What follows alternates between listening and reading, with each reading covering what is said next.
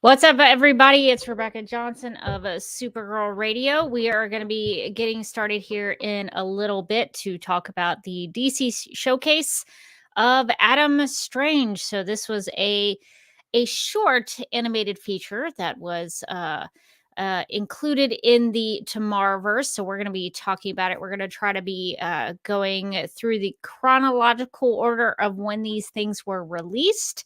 So as far as we understand it, the DC showcase of Adam Strange is next. So that is what we're going to be talking about this week for Supergirl Radio. And I see, Morgan, are you down there? Okay, cool. Can we add your last name so that we can be the same? Like, just in case it's another Morgan. Hold on. I don't know. I mean, we're talking about Tomorrowverse and multiverses. We're going to be talking about a Crisis on Infinite Earths. I'm the multiverse Morgan. I probably shouldn't have told you that. I'm going to have to kill you now. That must mean you're from Earth X, maybe, or Earth 3. Maybe you're part of the crime syndicate. You're that version of Morgan. So yes, I guess we could talk about the Justice League Crisis on Infinite Earths trailer for part 2 that came out today. So we'll see how we're gonna do that. I'm still operating off of just one tab on my Chrome because of my StreamYard issues. So no. we'll see how we can do that. I will try to present it, but maybe if you could you maybe queue up the trailer for us to react to? Would that be so? I could try. I have it in the Google with Doc. great power. all you have to do is hit present at the bottom and share screen. So we'll do that when we get to it, I guess. Okay, so we've got docs. Are we ready to go? We're ready to talk about the strange adventures of one Adam Strange. Yes, I think we are. I had to get through what looked like a Doomsday Prepper ad on the Justice League. I don't know what my YouTube algorithm thinks about me, but it is not flattering. And then, but now I have the trailer queued up. I'm ready to go. You know, hey, you know what? If I need a bunker, now I know where to get one. Here's the thing about Doomsday Prepping. I used to think, that's exaggerated. When would we ever need like extra food or extra things? Why would we need that? We can always just go to the grocery store and buy stuff. Toilet paper, perhaps. And then COVID happened, and I was like, I get why people do doomsday prepping now. We went to like a BJ's, which is like a Costco, and we stocked up on like pork chops. Like randomly we just got a bunch of pork chops and then they were like in the fridge. We ate a couple, but like I don't know what kind of like pork based situation we thought we were gonna really like find ourselves in. And then like later on we like cleaned out the fridge and we were like, ooh, didn't eat as many of those pork chops as we hoped. But you had them. That was the important thing. We had them in case of an emergency. We were ready. Pork chops at the ready. Yeah, so I don't question doomsday prepping at all. I do doomsday prep with toilet paper now because I've learned my lesson. I know how things can get now. So never again. The scariest one where you're like, oh God, this is one thing I didn't want to. It's like water, toilet paper. Number 2.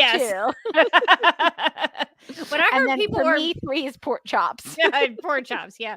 When I heard people were making their own toilet paper at one point, I was like, we are in bad shape. No. So I will never let that happen again. Learn my lesson during that situation. You live and you learn. Okay, well, we are going to go ahead and get started, and we're going to be talking about Adam Strange.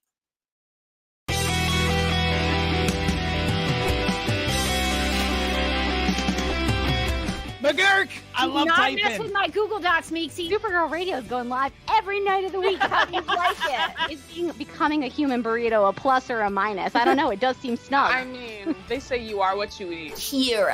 I love that. So I do a podcast called Supergirl Radio, and one of our segments is Lena Luthor, Boardroom or Ballroom, because she looks like a boss in this coat.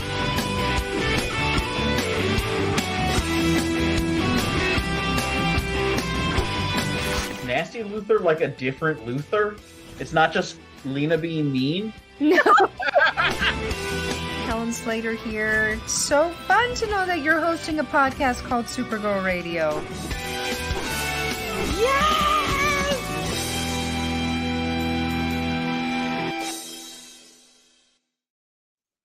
Welcome to Supergirl Radio, your source for all things related to the character of Kara Zor-El. My name is Rebecca Johnson. I'm Morgan Glennon. And we are live and wired on the DC TV Podcast YouTube channel and the Supergirl Radio Facebook page to discuss and review DC Showcase Adam Strange. Now, if you would also like to watch it and you have not already, you can find this short as a special feature on the Justice League Dark Apocalypse War Blu-ray. But if you don't have that, you can also watch it on Max. But there is a trick. It is a hidden feature in Batman Death in the Family. So cue up Batman Death in the Family and go to about 46 minutes in. You'll find DC Showcase. Deep in. You might ask yourself, but it says it's Batman Death in the Family. No, not really. Not exclusively. They're just like a collection of shorts. It's like you get like a half an hour in, and then it's just all a bunch of shorts for some reason. Why would they not mention that? Like in the naming convention? Beats me.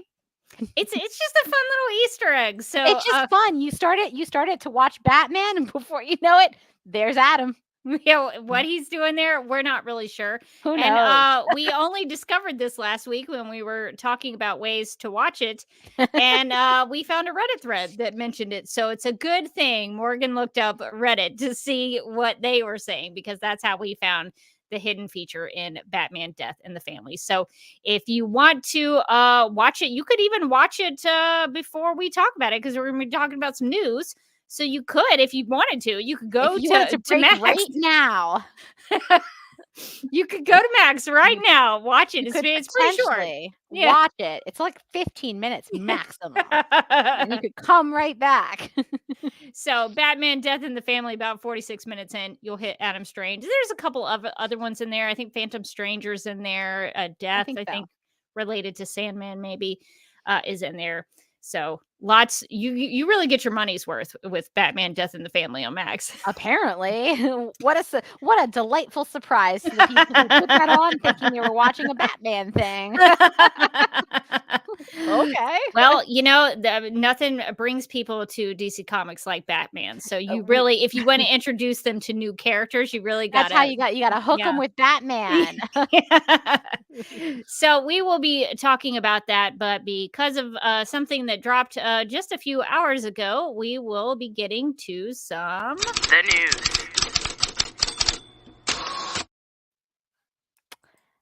And I'll introduce it if you want to pull it up. I sure do. Warner Brothers Entertainment released an official trailer for Justice League Crisis on Infinite Earths Part 2. And so I thought maybe we could just, live and wired, look at the trailer and maybe react to it and see what we think. If you could maybe full screen it on your end. Yeah, I sure can. See if we can pull. Does that help? Yes, that is perfect. Okay. All right. And did you also check the share audio thing? Do you I know? did not. How do I do that? So I guess let's see. Can you no, there's a little button on the device down below in StreamYard. There's a little speaker thing that may play it and see if it makes any sounds. All right, yeah, let's check. This is a live production. It looks like it's on. Hold on a second, people. Let's see. Yes. Okay. I hear sound. Psycho pirate, you've a role to play in the crisis to come. Okay, stop it real quick. Okay, I will pause it. Okay, so more the DC logo. Yes, that's a great way to pause it. Do you know anything about Psycho Pirate, Morgan? He liked his outfit last time. Oh, yes. We got a little bit of a tease of Psycho Pirate. He made his own outfit and he was like, that's right, Psycho Pirate looks good. Yes. Besides that, no, nothing. So I don't know a ton about him, but in rereading Crisis a little bit for these animated movies that we're going to be talking about, he can control emotions. So he can make people angrier. He can make people feel sad. So I don't really. I mean, I guess you could really manipulate people with that, but so that is the part I guess he plays in Crisis. That he can control emotions. So, and feel free to stop it if you have a question as we go through this. I'm sure I will have many. Yes. Okay. All right. Mm. Let's keep going. Getting back in there. I've got contact. Code red. Kara, your friends are in mortal peril, but there is something we can do. Okay, I have a question. Yes. Okay. Who is that guy talking to her? I think it's the Monitor. Okay, that does make sense. I couldn't remember what the Monitor looked like. Yes. So I think the very confusing thing about the Crisis animated movie is that it's very different from the comic book. So so I'm not really sure where they're going to go with this, but in part 1 they had Supergirl be Harbinger. And the big thing about Harbinger and Crisis is that she murders the Monitor. So I think that this trailer is hinting at that. So if you're Harbinger, you might be killing the Monitor. So we'll see if we get to the end of this trailer if we think there's a tease of that. Okay, I'm gonna be looking out for it now. Okay. I don't know what's going on with her eyes though. Not good. Reporting an unusual development from Earth 2. Lots of shadow creatures. And there was light. We've got about 1 million shadow demons. These Dr. Light's back. continue to come in all universes to each of their Earths. What we thought was an antimatter tsunami turned out to be an ongoing storm without any predictable pattern. Wave ho. Another. Okay, so I have some questions. Okay. The little towers. Isn't that the tower that the Flash saved in the last movie? Yes, I think that's the same kind of tower. The one where he and Iris, I guess, were building it her whole lifetime or something. Yeah. Which They I didn't put pick up a lot of effort, a little bit of time and effort into those towers. Seems like they're not working this time though. Yeah, I don't really. The towers almost felt bad to me, like they were doing something bad. I'll be honest. And this is a true confession from a comic book reader. I don't fully understand the purpose of the towers in Crisis. They're there in the Arrowverse version. They're in the comic book version, but I don't fully understand why they're there. I guess maybe the Anti-Monitor can trigger the. I don't know. I don't really know. So I also don't know. Monitors. Maybe we could look that not the monitors, the towers. Maybe we could look them up and see if somebody in the chat or if somebody in the comment section can let us know what the purpose of the towers. Even I am confused about their purpose. Pretty fuzzy on them, to be honest. The Crisis, there's a lot going on in Crisis. So much. Okay, I'm back to the trailer. Yes, let's go. Universe lost. You think he just happened to be in the neighborhood when your planet blew up? What do you say? Okay, all right. Okay. Yeah, go back to that because he says something about when her planet blows up. Okay, we're gonna scroll on back to Is this he part. insinuating He's that so dramatic looking? Okay, I feel like he's insinuating that like the anti-monitor blew is the up cause for Krypton? But it feels like that. Yeah.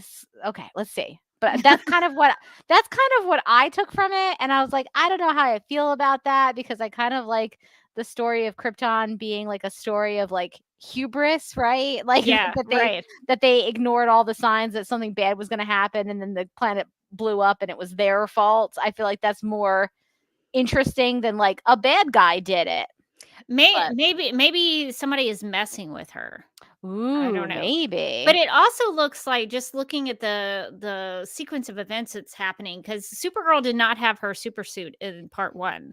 But no, here we've seen her supersuit, so she must get it in part 2.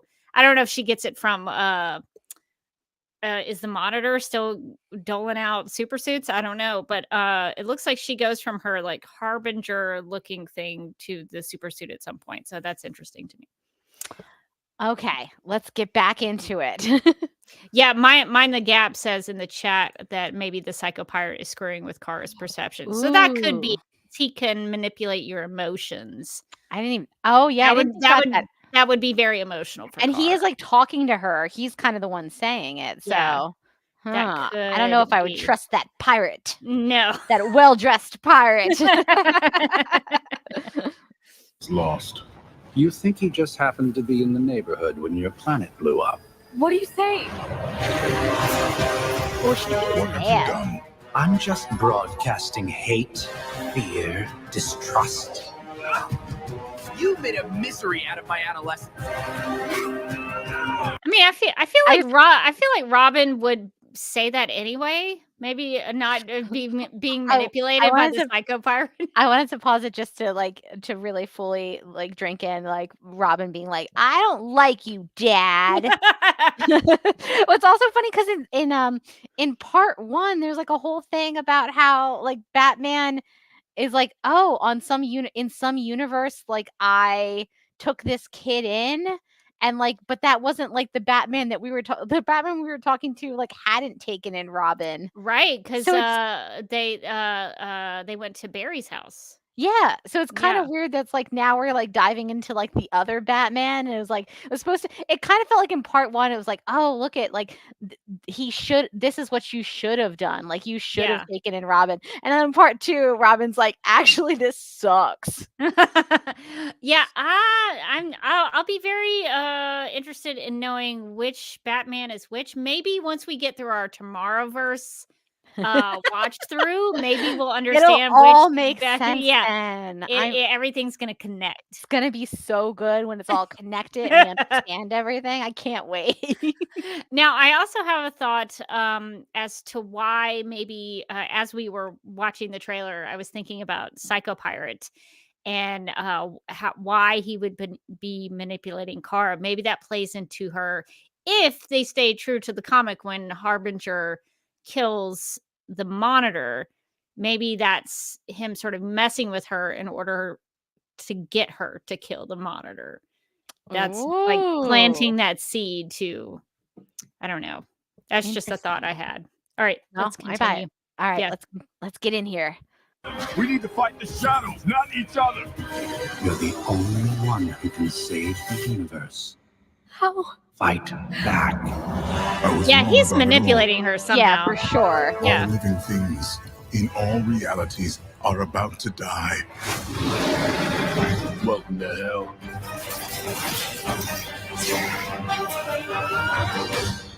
What have I done? Oh, is that Terry McGinnis from Batman Beyond? I don't know. Wait, which one? There were two Bat characters like kicking the camera. Okay, let's see. That's interesting if it is. Was it? Go forward, maybe. Yeah, you might have gone too far. I'll start here. Although I do like that he says that Supergirl is going to save. I know, she's the key. Yeah. In all realities are about to die. Welcome to hell.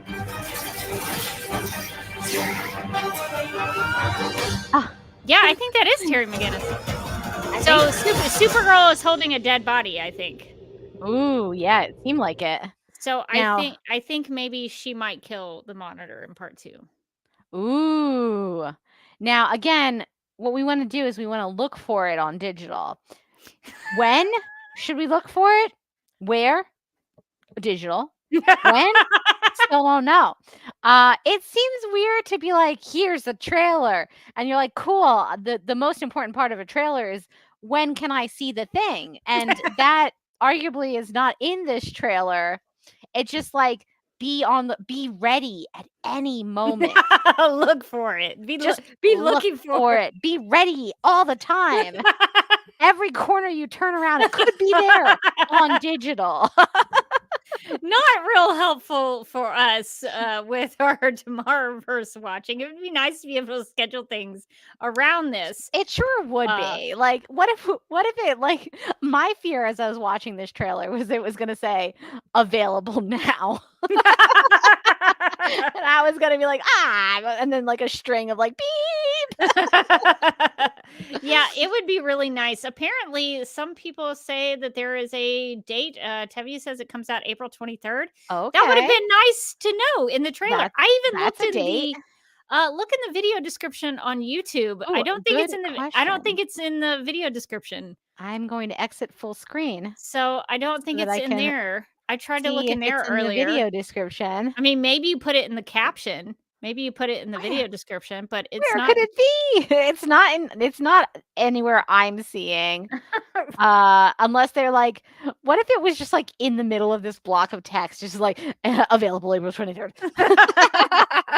Yeah, so Tevye thinks it's April 23rd, so we'll maybe be watching. We'll be looking out in late April to see if it shows up. But it is weird that they don't put that in the trailer, or at least in the video description. Kenny in the chat says it comes out on physical media. How are you all finding this information? Do you have an inside source? They've called the WB themselves and they've confirmed. I don't know. I was looking in what I thought would be the easiest place to look, the trailer, and it wasn't there. But we're hearing April 23rd. All right, so we will be checking that out. 23rd. Just doing a quick Google. While you do that, I'm gonna hop into the chat and address some live chat comments. Yes. So IGN says Crisis on Infinite Earths Part 2 will be available on digital April 23rd, 2024. So I guess they put that out in a press release, but didn't bother to put it in the trailer. In the trailer, which is just a startling decision. What a strange choice. You think that like people who are Googling are very, very like into it. They're like, they can't wait. People who maybe see the trailer and think, oh, that could be cool. Now they have no frame of reference for when and where. There's not even like a website to find this information. No. Would you like more information? I mean, you have Google. What if it said underneath it just said when? Google it. like just kind of like aggressively, and then like one of those smiley faces that's rolling its eyes. Google it. They don't want to put that extra work into it because normally a trailer's put how you can watch it, like in theaters, like a date April 23rd, and then put like a website at the bottom, like WB.com or whatever they want to, whatever it is, WarnerBrothers.com, something in there. But yeah, so let's see, taking some chat comments. Mind the Gap says just because it's the same costume doesn't mean it's Terry McGinnis from Batman Beyond. Also spotted Kamandi and the Last Boy and his animal friends, which we will get to during our Tomorrowverse watch. So we will know all about that when we get there. Let's see. Tevye also says, I still don't understand why Kara or Supergirl turned into Harbinger. We don't either. Hopefully that will be explained in part 2. Rachel says or asks, are we sure it's the monitor that Kara's holding? Not sure, but that's just my speculation. So let us know if you see something differently. Let's see. I think those are all the. Well, let's see. There is a question from Tevye. Do you believe Supergirl will destroy Psycho Pirate? I don't know. I mean, if she kills Monitor, maybe she gets into like a real. She's like bad place. Listen, now I'm just a killing machine. I can't be stopped. Yeah, I could absolutely see like if she got manipulated into doing something that she didn't maybe want to do, that she could then turn on our good pal, our couture legend, Psycho Pirate. Yeah, we'll have to see. I mean, if he's telling her that her planet was blown up by inaccurate or a false scenario, she could be pretty upset about that. So we'll see how that goes. Well, I think that's going to take us out of the official trailer for Justice League Crisis on Infinite Earths Part 2, which apparently comes out April 23rd. So we are now going to be talking about another what am I trying to say? Another feature in the Tomorrowverse universe, which is the DC showcase of Adam Strange. So the IMDb description for this reads, quote, on a mining ice planet, Adam Strange awaits his chance to return to his own world while drinking himself to oblivion. When the miners unleash a deadly force, things take a horrific turn, unquote. So, Morgan, I have a question. I feel like we just need to lay the groundwork before we get into the discussion of the actual merits of the short. Yeah. Is what did you know about Adam Strange? Had you been an Adam Strange fan? What did you know about him before watching this showcase? I know nothing. I knew nothing, and I continue to know nothing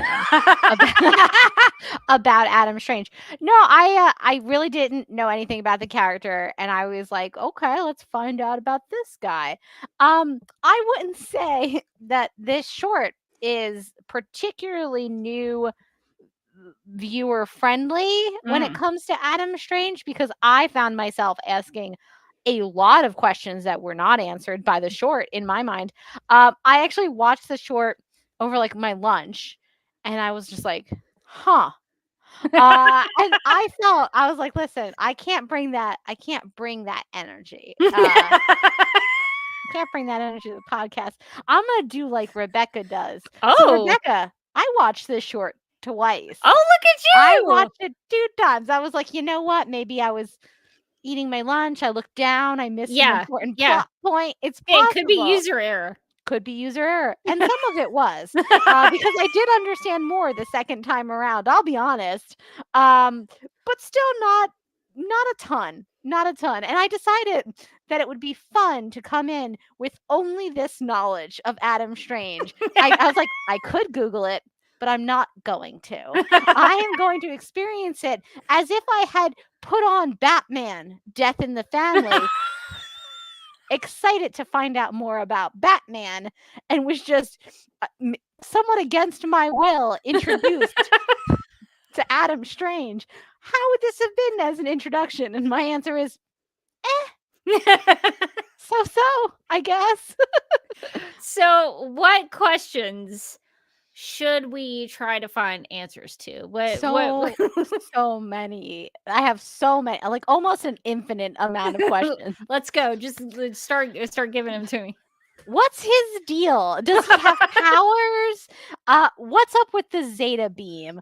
I had so many questions about the Zeta beam. Does it just occasionally pop up sort of when he's, something's got him down in the dumps or something, and just transports him into a new place? Does it always take him to the same place all the time? Does it take him to a new location? What made him think that the Zeta beam was going to bring him back to his daughter? What planet was he on when his daughter died? Why are the Hawk people evil? Hawk bro, why you do me that way? I probably have more, but I'm just going to kind of cap it at those ones.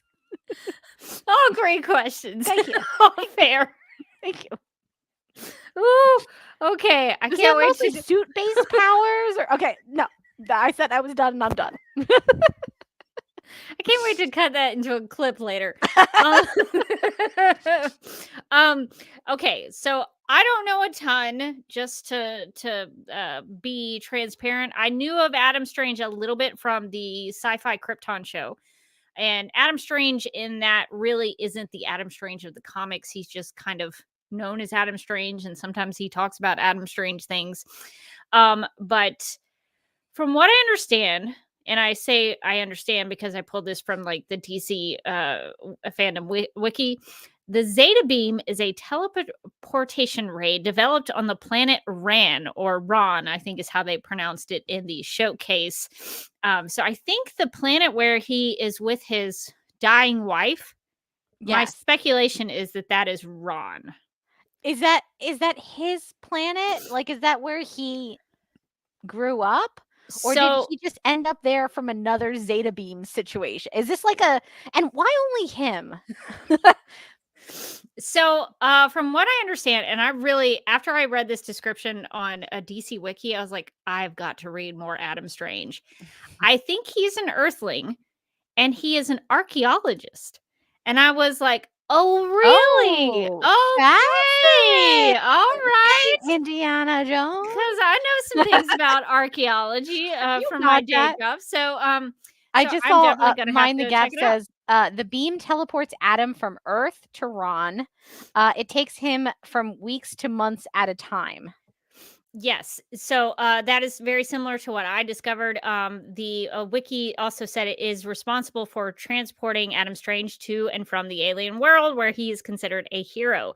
Years ago, it goes on. Would you like me to continue on? Sure. Let's get into this. Years ago, the scientist Sardath developed a ray designed to communicate with alien life forms across vast distances. Known as a Zeta Beam, this ray became infused with radioactive energy, which sounds terrible. That seems bad for you, for sure. And evolved into a teleportation beam. The beam reached the planet Earth, where it struck archaeologist Adam Strange, transporting him 25 trillion miles through space to the planet Ron.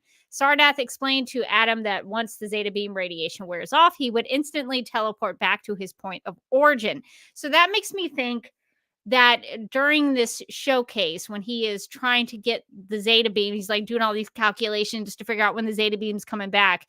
I guess the radiation hadn't worn off yet. And so once the radiation on him wore off, maybe that's when the Zeta Beam was like, I'm coming back, man. Coming back for you. You got to be glowing forever. So that, I guess, I'm not really sure, but yeah, I think that's kind of the basic thing you need to know about the Zeta Beam. Mind the Gap says in Young Justice, they use the Zeta Beam for transportation from Earth to the Watchtower.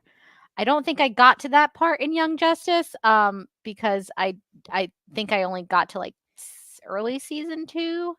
But if you went back and watched Young Justice, you'd be like, I'm all friends with the Zeta Beam. I'm going to, when I finally get back and I catch up with Young Justice, I'm like, Zeta Beam, I got this. Yeah. So what do you make of Adam Strange and his journey in this short? Yeah, so he like starts out as like I'd say like a drunk guy at the bar. He's kind of like he's kind of grumpy. The old version. Yeah, he's kind of grumpy, and then you learn that, back in the day, the winged people destroyed his whole planet. The Thanagarians. The Thanagarians. You know how they love to like the Hawk people. The Hawk people. And I personally, I was shocked at this turn of events because Hawk Bro, very big part of the Legends of Tomorrow, in that he wasn't that big of a part of the Legends of Tomorrow, honestly. But Hawk Girl was. She used to be a barista, and then she wasn't anymore, and that was like a big part of her story. But honestly, Hawkgirl was a big part of season 1 of Legends of Tomorrow. Kind of a bummer for her that she didn't get to be in like the good seasons, but she was like a big character. So I was like, wait a minute, Why are they killing all the people? Are the Hawk people bad? So I don't know the full story about it, but in the comics there was a war with the Thanagarians.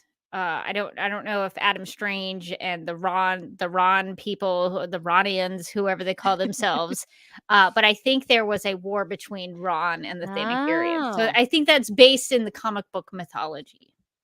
Because I had the closed captions on, and it was like Hawkman goes blah, and I was like, not an exact quote. I want to just be clear, but the gist. And Yes. I went Hawkman. So it did confirm that character he killed was Hawkman? I feel like somebody was transcribing, was just like, that guy looks like a hawk. I don't know if it's formally our hawk bro or just a hawk bro, but again, this is like why it threw me off, and I was like, wait a minute. Hawkman?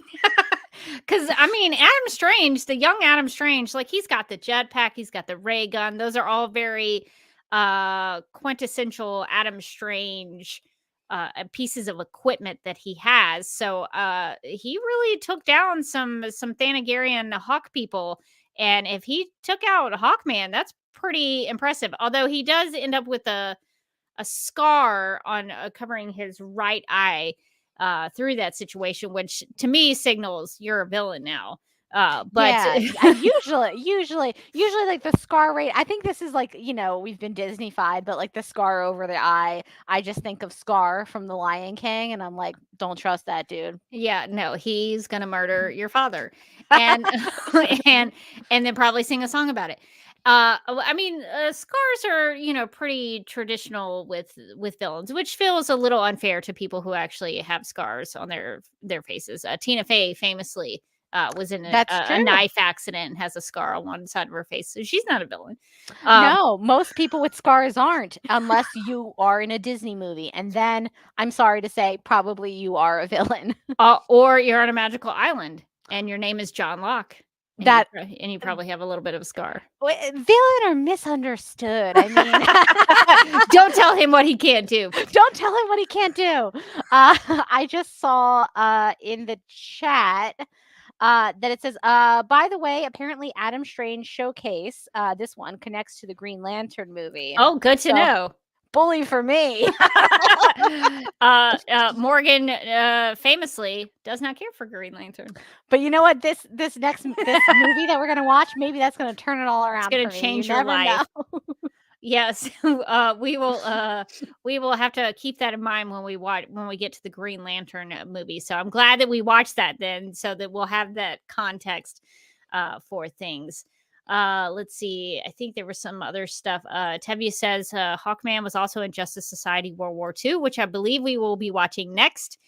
So maybe we'll find out what's going on with the Hawks. Oh, okay. That's exciting. Now I'm hyped. Yeah, so we'll know more about that. Let's see. Mind the Cap says, I think the Hawk people became darker in Tim Truman's Hawk World. Ooh, is this a comic book series, Hawk World? Maybe. With Hawkman and Hawkwoman, the good ones. Of this. Huh. Interesting. Hawk World. I do kind of want to know more about the Hawk people. This could be interesting. Yeah, it's a 3-issue limited series written and drawn by Timothy Truman, published in 1989. Oh, three issues. That's doable. That we could do that. What Can we connect it to Supergirl somehow? People come back and it's like, it's the Hawk People podcast. We just became super fans. Yeah. Let's see. Also, Rachel says, I think Adam Strange didn't get a jetpack in Krypton until literally that last episode of season 2. So you're right about him not really being like Adam Strange. I'll confess, I've not finished the very end of season 2 of Krypton. Ooh, I have not. I know I've missed all the good stuff because I think Doomsday shows up. Ooh, okay. So I need to finish the very end. I watched most of it, and then I lost it at some point. So I'll have to go back and finish that. That's good to know about Adam Strange. I also just wanted to put this up here. The chat's loving your hair color. Oh, why, thank you. I actually just went to get my hair done literally today, which is why it looks so good. I was like, thank you for noticing, though. So refreshed it a bit. Just wanted to put that up there. And then also Lincolnberry says Tina Fey was in what now? Yes. She is what I remember hearing was that she told a story about I think it was when she was young. I think it was when she was young, yeah. She was outside playing and somebody came past her with a knife and like cut her face. Yeah, I think it was like a random attack. I think it was in her book. I think that was in Bossy Pants, if I remember right. But yeah. So not all people with scars are villains. Some of them are Tina Fey. Some of them are really funny. Sweetheart, Tina Fey. Let's see if there are any other questions or comments in here. Just for anybody interested in the Hawkman people, Mind the Gap says if I was to recommend any Hawkman comics, it would be the series written by Robert Venditti. So if you are interested in the Hawk people, check those out. And a quick sidebar, last sidebar, but Rachel in the chat says Doomsday shows up in Krypton, was played by Sazner. Probably a lot better than his time as William.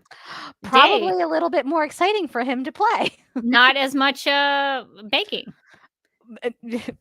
We don't think. What if it was like this version of Doomsday is new and gritty and bakes?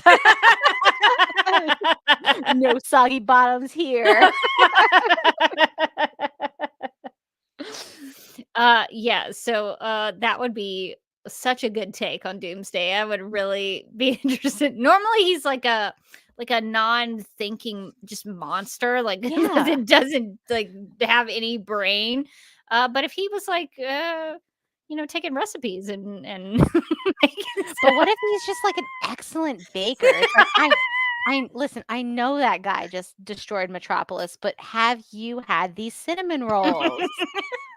He's really talented. He's got a talent. That's all I'm saying. Does that Doomsday also have a Canadian girlfriend? I'm sure he does. You haven't seen her because she's been so busy lately. She's so busy in Canada. But she's so real. We do have another question about Adam Strange. How do you feel about his wife and daughter in this showcase? So Morgan, were you in terms of Adam Strange's storyline, were you like cheering for him to get back home? How did you feel about his story with his backstory and then sort of feeding it into the present? Yeah, I just feel like there probably wasn't enough of that backstory for me to get like emotionally involved. Like the first time we see his wife, she's literally just dying. She's just like full dying. Like she has like one line of dialogue and it's like, I'm dying. He's like, hey, do you want to tell me like where our daughter is? And she's already dead. So she can't do that now. And we don't even see the daughter except in pictures and like a little hologram at one point. Which he pulls up just by touching his glove, which I thought was weird. It wasn't like a button or anything. He just touched the glove. Like, boop, boop. Yeah. So like I wanted him to get back to his daughter, and it was a bummer about his wife, but like I can't say that like I felt an emotional connection. I was just like, oh yeah, another wife getting fridge, so he has some like some pain to feel in the rest of his story.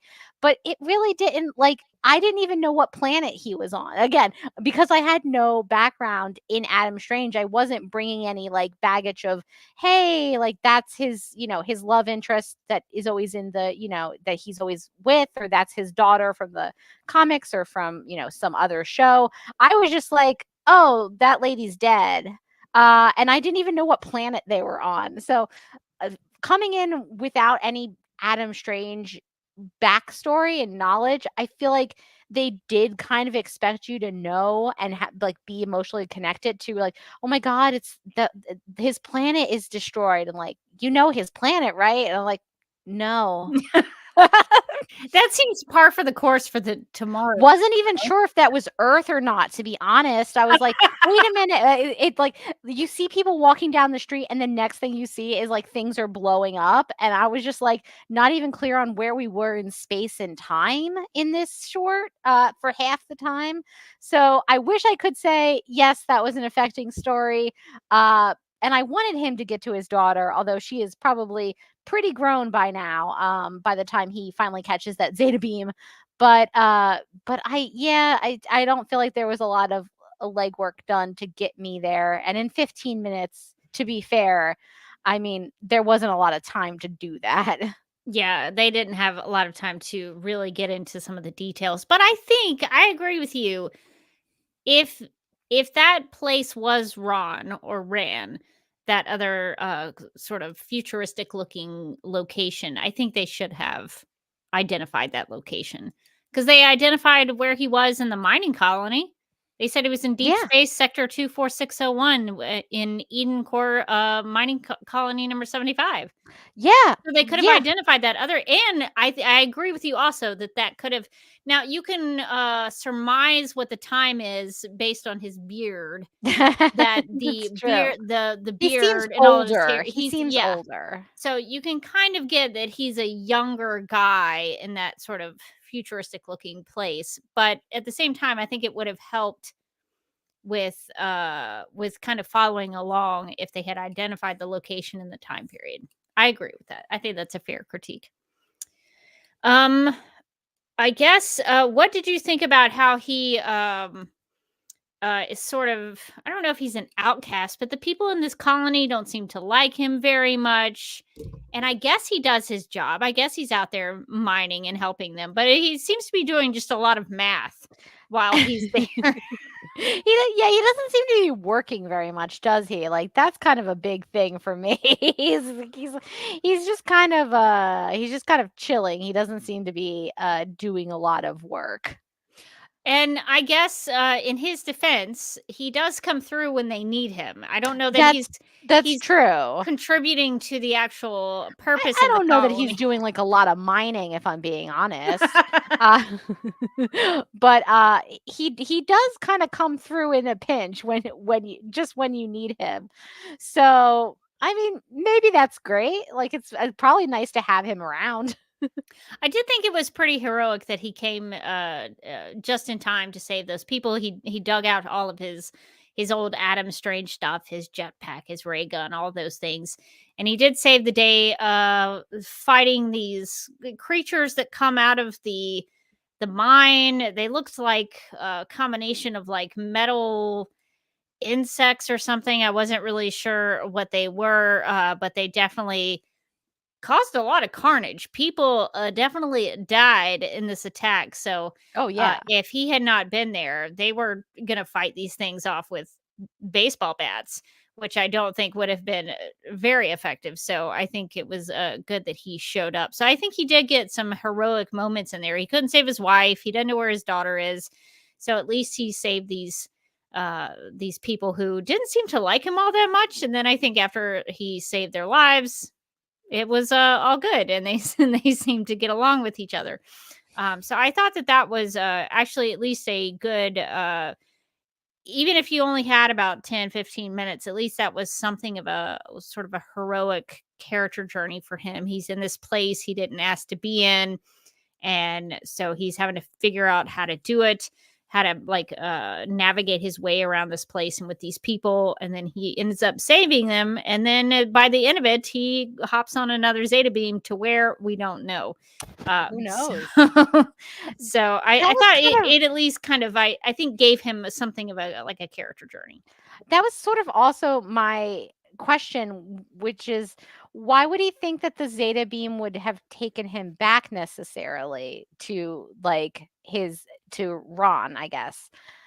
Like, because I guess based on what happened originally, he was on Earth, the Zeta beam comes, and then he ends up on Ron, and then the Hawk people attack, and then the Zeta beam comes again for some reason, and then he ends up in this mining colony. So the Zeta beam doesn't seem to return him to places. So what made him think that the Zeta beam was going to take him back?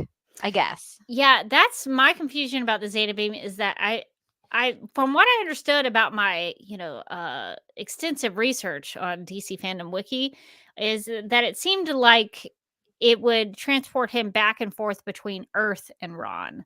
So it seems like that's a more dependable thing. It's like you're catching a train that goes to two places. And so, like, if it comes to get you, it's taking you home. And then if you're home, it comes to get you and it takes you to Ron. So I assumed that's what it was doing, was that it was going back and forth. But the colony, the mining colony, I don't think was Earth. Yeah, no, It was it did in not deep space. seem that way. So it's not like, it doesn't seem like the Zeta beam is just going back and forth between two locations. So what makes him think that this is taking him back home to his daughter and not to just some brand new planet? What if it's like the pond on the way home? Oh my God, it takes him where he needs to be so he can destroy his own timeline. and ruin all of his family tree. There's so many more people in his family he can kill. Don't fall for the pond. Stop jumping in that pond. Don't jump in that pond. It's not all fun 90s. Sometimes you kill your dad. So I need to catch up with the Way Home season. Yeah, too. I'm a little behind too. I gotta catch up on the rest of it. But maybe it has a mind of its own. Maybe the Zeta beam just takes him where he needs to be at that certain point in time. Okay, I buy that. And he's hoping that where it thinks he should be is back. Right. And not like on a desert planet this time. But to your point, I can see why that would be really frustrating for him if but does he have to go in the Zeta beam? That was a question I had. Can he just say, I don't want to do it? Yeah, can he just like walk away and be like, no, thank you, Zeta beam. I guess now is not a good time for me. Because it didn't seem like he could do that on Ron, honestly. Is it because he had the jetpack on? Because that little thing would like blink and it was like making noises. The jetpack did like light up. Like telling him the Zeta beam was coming. Yeah, like it was telling him that, what's the situation with the jetpack? Like, did he make that himself? Or did he get that? Or ooh, I did also find that somewhere in the DC wiki. That was also a question of mine. It was like, oh, what is his powers exactly? Is it like a suit-based power where like he made his own jetpack, or none of this is explained independent powers in the short, by the way. No, they expect you to come in knowing that, or they don't care whether you ever find out. Yeah. Let's see. This just says it's a dual engine rocket attached to a harness that is worn on Adam Strange's back. It's capable of atmospheric flight and enables Adam Strange to fly at quick speeds. Blah, blah, blah. His family uses a similar jetpack. I guess all the Stranges have jetpacks. It's Ronian. So it's not an Earth jetpack that he got from his archaeology days. So it's an alien technology, I guess. Yeah, I don't know. I wondered if he could take that jetpack off with it, because I assumed that the lighting up of the jetpack with the noise was almost like a GPS device. So was the Zeta beam coming to where the jetpack was my question. So if he took the jetpack off and like tossed it somewhere, would he be able to avoid the? That's a good question. Then it's like, why didn't he try to do that on Ron before when his wife died and he was like holding his dead wife's body? Yeah, he was like, I will find our daughter. Oh man, the Zeta beam is here. Come on, not now. Yeah, I don't know. Maybe he didn't think about it at the time. Tevi in the chat says maybe the Zeta beam follows him. Yeah, maybe it seemed to be insinuating that the jetpack was like a GPS device, that the Zeta beam was coming for him. So yeah, I don't know. Hopefully he's now in a better situation. Maybe the mining colony was just a step in his journey as he tries to find his daughter. I don't know if we'll see that in the Tomorrowverse, that he reconnects with her. My biggest question for you, Morgan, in evaluating or reviewing this as a piece of art, we shall say. What do you think is the value in creating a short like this? Because to your point, it doesn't really give us a lot of backstory in the character. It doesn't really help us understand who he is. But what do you think is the purpose in releasing something like this? Yeah, I this is a great question. Because I kind of also was asking myself, who is this for? Because it wasn't for me to introduce me to Adam Strange. It wasn't interested in doing that at all. So I guess either this particular story connects to a larger story, Like the Green another Lantern like movie. like the Green Lantern movie. And so they wanted to release it as like a bridge for some backstory, or it's like a love letter to the Adam Strange super fans who might find this to be a good like little one-off story for the character.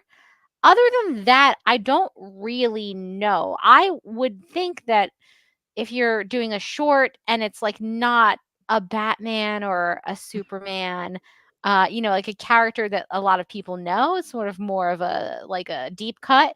You'd want to introduce them to the character and like what he's all about and what his like vibe is, and and not just kind of drop them in and just kind of hope for the best from them. And I think that maybe sometimes DC just kind of assumes that we all have encyclopedic knowledge that we don't have. I feel like even among people who like comics and like superheroes, you got your blind spots. You got your characters you don't know that much about. And especially if the character isn't one of the big ones, you should assume that that blind spot is bigger than maybe it even is.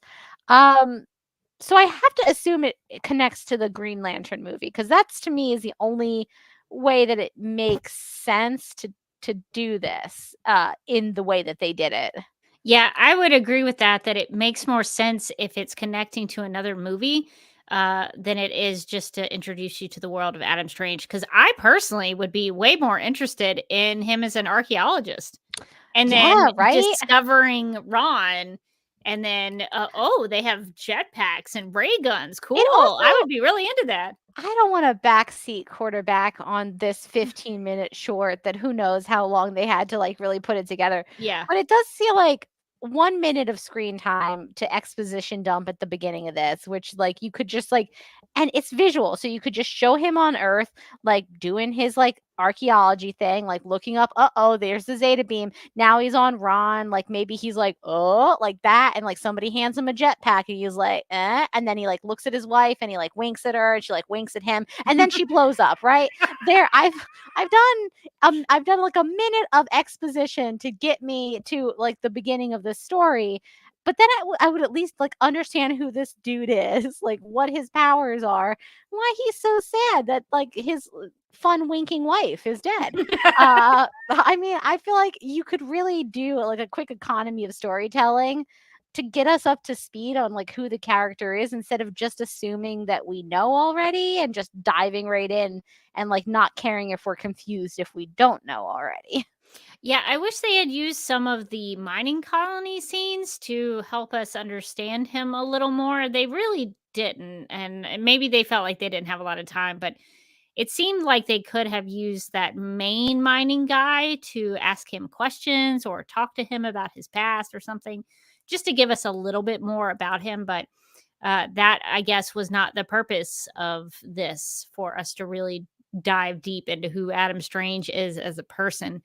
So I guess they did for what the purpose maybe is in terms of being a bridge to another movie. I think it probably accomplishes that, but I don't think we can make, or at least I can't speak for you, Morgan, but maybe I can't make a judgment on that until we see how it maybe connects later on down the road. So I guess we'll hold some judgment. We will hold off on I think if it's supposed to be like some either needed backstory for the character before he shows up in the Green Lantern movie, or just like some additional flavor to the character before he shows up in the Green Lantern movie, I think then I could kind of look back and go, okay, like I had a lot of questions, but it did make the Green Lantern viewing experience like richer or something.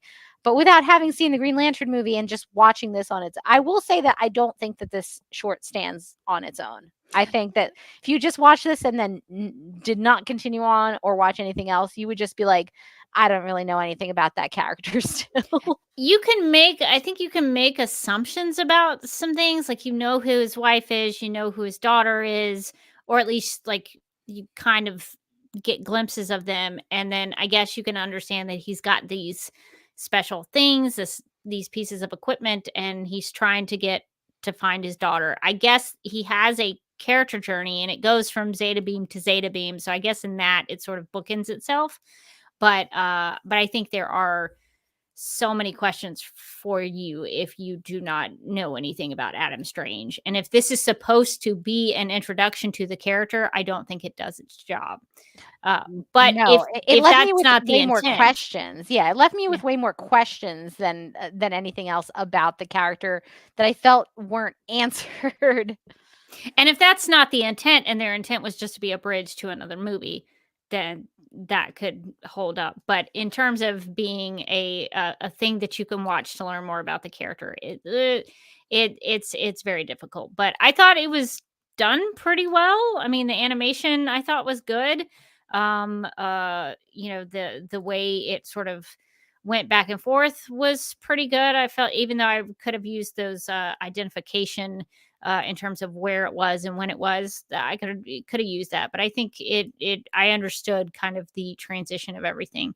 So I think for the most part it was done well. I just I wish I knew the intent behind it. So we'll see if we get there and get an answer to that. Although Mind the Gap in the chat says the shorts were originally made to make up for a lack of special features. They were then collected in Superman, Shazam, Return of Black Adam, Death in the Family, and House of Mystery as headlines. Huh. So that's interesting. It is interesting that it's not on the Blu-ray for the Green Lantern movie. It's on the Justice League Dark Apocalypse War Blu-ray. So if it had been me, I would have put it on the special feature of the movie that it was connected to. Versus just another movie that was there. Yeah, it's a little, again, it's another kind of a weird choice. You would think that if it ties in like to the Green Lantern movie, that's where the short would be. Yeah, that's what I would say. Is I think it makes more sense to be in the Green Lantern Blu-ray special features. So that is very interesting. Well, I guess last question I'll ask you, Morgan. Would you want to learn more about Adam Strange? That's a good question. I mean, I'm not like opposed to learning more about Adam Strange. I don't feel like I came out of this one thinking like, what a fascinating character. Like I need to know more.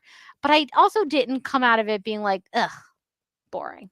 So I kind of feel like somewhere in the middle. They didn't do enough to make me like start Googling, Adam Strange backstory and where else I could find the character. So I guess in that way, but that didn't seem like it was what they wanted me to do anyway. They seemed like they kind of didn't care. But I'm kind of excited that he's going to pop up in something else. So I guess in that way, that was successful. I think the short didn't get me to this place, but doing some internet searching about him and learning that he was an archaeologist makes me want to learn more about Adam Strange for sure. And I believe a friend of the pod, Tom King, has written some Adam Strange. So maybe that will be my next venture into Adam Strange. Mind the Gap says Tom King wrote an Adam Strange series called Strange Adventures. It was not flattering, but it seems to be a favorite of James Gunn, though. So perhaps Adam Strange will pop up at some point in some of the new DC stuff. I would be curious as to why it was not flattering.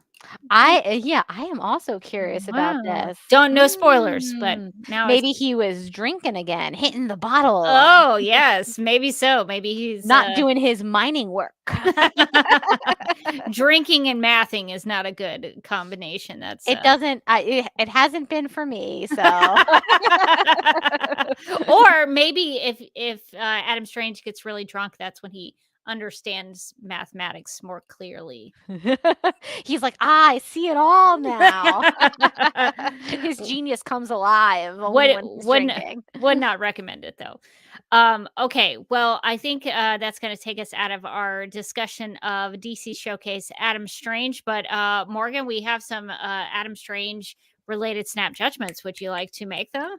Of course. Okay. In the game of snap judgments, each person is presented with 2 options, but must only choose one. First instincts are recommended and explanations are unnecessary. Okay, so we have some Adam Strange related snap judgments. First one, while waiting on the Zeta Beam, would you rather work as a miner or solve mathematical equations? So this is presuming that I'm good at math. This is a race to the bottom for me. Yeah. I don't think I have the physicality to be a miner. Also, I think I would have a little bit of claustrophobia being in a mine. For sure. I don't think I could do it. So I think Seems bad. I think I would just, if I don't have to get the mathematical equations correct, then I think I could just guess at math. I think that's what I would do. That seems safer. I think I would also do the math. I don't know that I would do it right or well. No. Oh no. I almost certainly wouldn't. But I know that I'm not a miner. I can't have that. I have no upper body strength, and I feel like that's sort of important for mining. Mm-hmm. Yeah, you gotta wield the axe. I don't like tight spaces. I don't like to be close to other people. I don't really like the dark. So all of these things are going to work against me in a mine situation. Meanwhile, while I'm doing the math, it's going to be wrong anyway, so it doesn't really matter. And I can just kind of chill out between, put on some good music and sit and look at the whiteboard and just kind of think a little bit. You can have beautiful minded all day. Exactly. And you could be totally wrong. Yeah. Like I got it. It's just like it's just squiggles on the board at the end. I like it. I think that sounds great. I think we figured it out. Okay. If you were attacked by Thanagarians? Yeah, I think. Okay. If you were attacked by Thanagarians and can only add one of Adam Strange's pieces of equipment to your arsenal, do you pick his jetpack or his ray gun? This is tough because the ray gun is probably more useful. But the jetpack. But they are a winged-based foe. Oh, true. But if you had a jetpack and you could fly with them, but you couldn't but you couldn't shoot them. Yeah. I mean, I'm going for the jet. I think I'm going to go for the jetpack because at least the jetpack you can fly away. Maybe you could get use it as an escape. That's true. I think I'm also going to do jetpack just because the Hawk people, they're already up there. They already got the advantage of the height. Yeah. And so, I mean, you want to probably fight them on their own level. So I got to maybe I'll grab like a big rock or something before I shoot up. But yeah, I feel like it's going to be easier to fight them from the sky than from below, just going pew pew. But then they can just kind of fly out of your way. Maybe you could use the jetpack to fly up to where they are and then have a peace talk. And you don't have to fight them at all. You just fly up there. You're like, guys, become friends. We all fly here, right? what are we doing here? What I am one of you. We're all pals here. Look at us up in the air. I'm sure that would work. No judgments on your snap judgments. Okay, and we also have some feedback. So we got an email from Mark who writes, quote, I have a couple of thoughts on your Crisis on Infinite Earths Tomorrowverse Edition episode. first, that Superman, Wonder Woman appearing, we had a question about that. That was kind of a weird thing that happened in that version of Crisis. Mark says, I wonder if those are supposed to be the Clark and Diana from the prior movie universe, the one that ended with Justice League Dark Apocalypse War. We don't know about that, so I don't know. Seen that. Although I do have we have more homework. I do have this Blu-ray though, so I'll have to check that out. Mark says the reason I think that is because that romantic pairing primarily comes out of the New 52, and that prior universe was based on that era of the comics, to the point that Diana wore pants instead of her classic outfit until the very last movie. Second, Mark writes, regarding Supergirl not dying in the CW Crisis, did Tyler's Superman really merit our Kara sacrificing herself to save him? That's a valid question, though, Mark.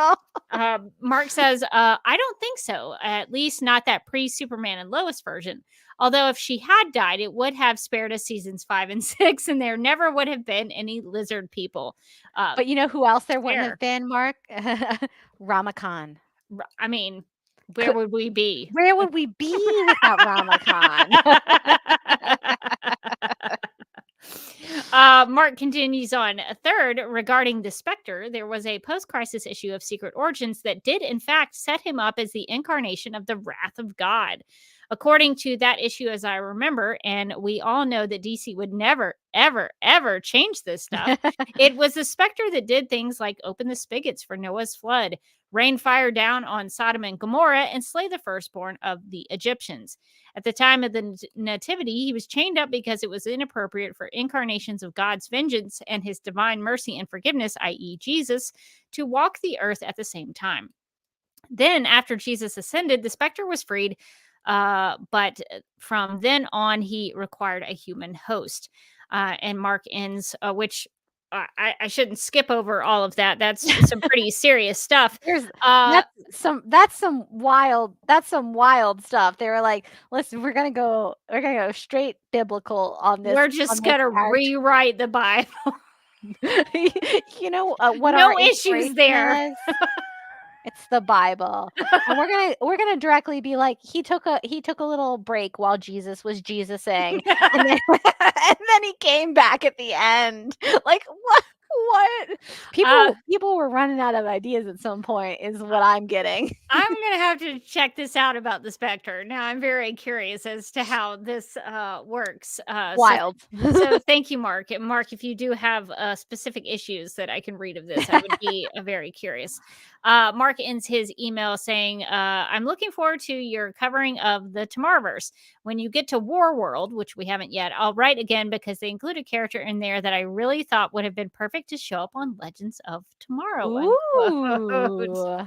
So we'll have to talk about that when we get there, because I think that's further on down the journey through the Tomorrowverse. But thank you for writing in, Mark, and sharing your thoughts on that.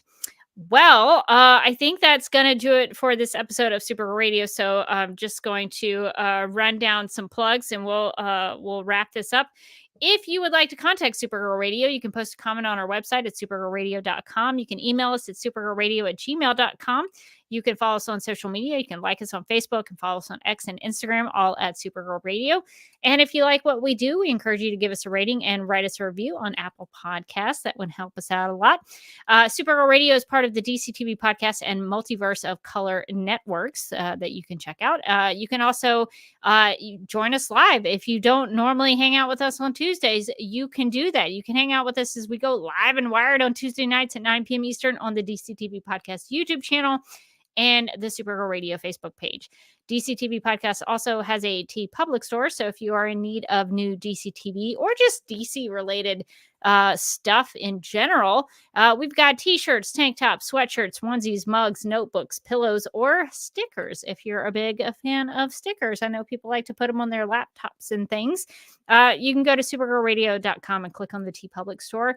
Link at the top of the page. Ooh, and since we watched DC Showcase Adam Strange feature, and it featured Thanagarians. We have some Hawkman and Hawkgirl designs in the DC TV podcast TeePublic store that we'd love to suggest. Now, we don't agree with them, say, destroying a planet or anything. But I mean, remember how Hawkgirl used to be a barista? Very important. Get her on a coffee mug. That was unintentional by me to create a graphic. So you could get Hawkgirl on a coffee mug if you so choose to do that. And we highly recommend that you do. If you would like to support the Supergirl Radio Patreon and become a Legion of Super Sponsors, you can do that by going to patreon.com/Supergirl Radio. These people support the Supergirl Radio Patreon: Michael, Anne Marie, Yvonne, Nicola, Abby, Miriam, Nicole, Brian, Ethan, Danny, Majuba, Zachary, Annie, and Rachel. So thank you all for doing that. And you can become a Legion of Super Sponsor by checking out the Supergirl Radio Patreon. And if you want to follow me on the interwebs, you can find me on Instagram at the 𝘿𝘾. I'm also on the social media platform Vero. The social media platform, a lot of words. The platform is actually called Vero True Social. If you want to check it out, I am at 𝘿𝘾 over there. I share what I'm watching, what I'm reading. If I actually sit down and get to read something, if I'm listening to a certain kind of music, I will post about it there. So it's cool to see what everybody is looking at. I also have a YouTube channel that you can find at youtube.com/duckmilkprod. I'm doing some interviews with some fellow fans to talk about the Snyderverse and some of the DC movies, which is pretty cool. So I'll be releasing those coming up. I also have a travel blog that I need to catch up on called Oasis Broom. So you can find that on all social media platforms and YouTube. So if you want to check those out, feel free to do so. And you can find me on Twitter and Instagram at Mojotastic. And you can also find me as a co-host on the Legendary Ladies podcast, where last week we talked about Whiplash with Melissa Benoist, so a little Supergirl connection there.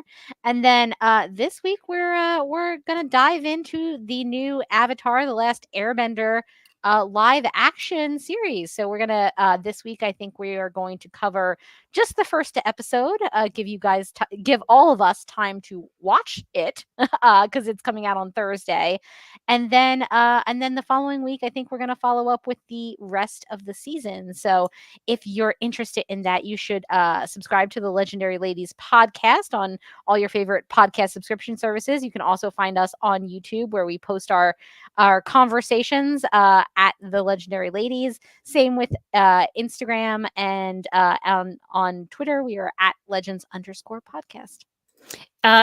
Does that Avatar have Appa? I hope so. It better. Okay. If it doesn't have Appa, I riot. Appa, sorry. Although I do kind of wonder about like what the budget is going to be for like a giant flying bison. I don't really. I don't know what I just learned about this are, you know. So. We'll see how he looks. I assume that since that character did show up at Atlanta Comic-Con last weekend in Atlanta, I have a feeling that was a promotional thing for the new show. So you'll have to let me know if that flying bison shows up. I'd be very curious.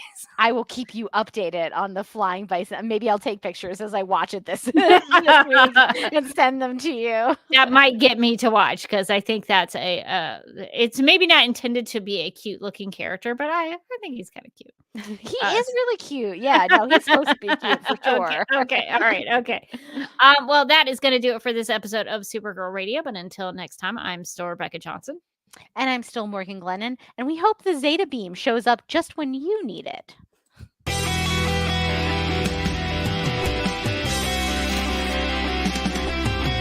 McGurk! I love typing. Not mess with my Google Docs, Meeksy. Supergirl Radio is going live every night of the week. How do you like it? Is becoming a human burrito a plus or a minus? I don't know. It does seem snug. I mean, they say you are what you eat. Kira.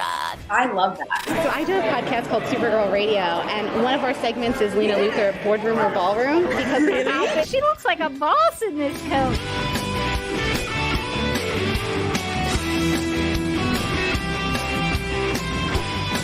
Nasty Nasty Luthor like a different Luthor? It's not just Lena being mean? No. Helen Slater here. It's so fun to know that you're hosting a podcast called Supergirl Radio. Yeah!